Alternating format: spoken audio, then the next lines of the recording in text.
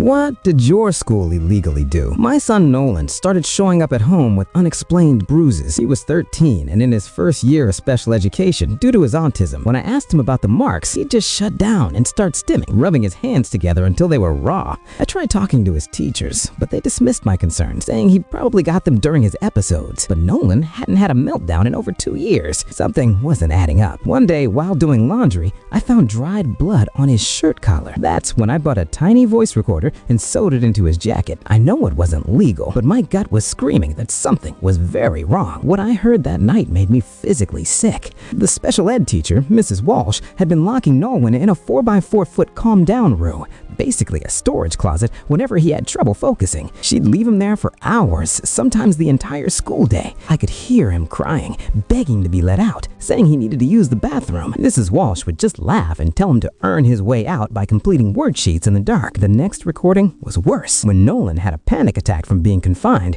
2 male staff members pinned him face down on the floor. I could hear him struggling to breathe as they pressed their knees into his back.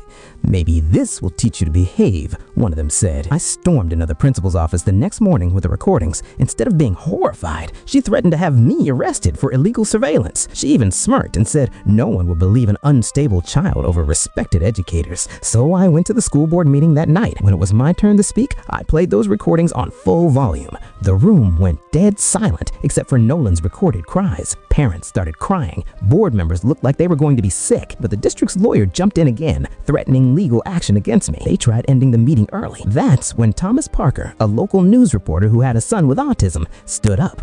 He'd been there doing a story on school funding. "I've heard enough," he said, pulling out his phone. "This airs tonight at 11, and I've already sent copies to 3 other stations and the Department of Education." The school board tried to offer me hush money, $50,000, to handle this privately. I told them they could shove that money where the sun doesn't shine. The story exploded. Other parents came forward with similar recordings. Turns out the calm down room had been used for years. They found scratch marks on the inside of the door from desperate kids trying to get out. Mrs. Walsh was arrested for child abuse. The principal and 3 staff members were fired. The district had to pay millions in settlements to 26 families of special needs students. But the best part? The state passed Nolan's law requiring cameras in all special education classrooms. My son testified at the hearing, the same unstable kid they said no one would believe. He's 15 now and thriving at his new school. Last week, he gave a speech at a disability rights conference, standing ovations. The only one not clapping was Mrs. Walsh. She was watching from prison on Zoom as part of her rehabilitation.